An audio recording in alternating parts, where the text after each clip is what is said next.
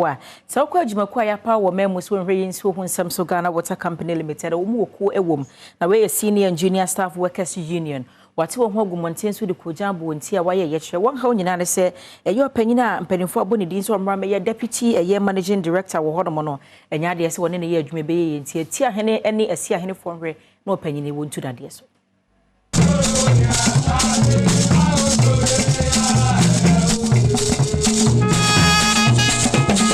Public Utility Workers Union na TUC Ghana mu wonom National Secretariat and National Divisional Executive sir wonom Senior and Junior Staff Union ewo Ghana Water Company aka won ho abomu a waye oyekire ade atia se Collins Nturi nuama ya mpanyinfo ayine se Wome Deputy Managing Director Finance and Administration ewo Ghana Water Company Limited mu no enya de se wonom ebojo sokora adwumayefo a wonom ebuafu yi ekire mu a enimanimu ya no Penya mpanyinfo abonidin no munyini nsinchen esane se wonom ewo afoforo a waye adwumaden ya wonom ewo akwanya sese dibre no wonom na edi yamane boni any first trustee Emma Public Utility Workers Union Samuel Amoka Kaba etwetwen komo a wodi nsem sei etone ne aye pese ye kan anope ne se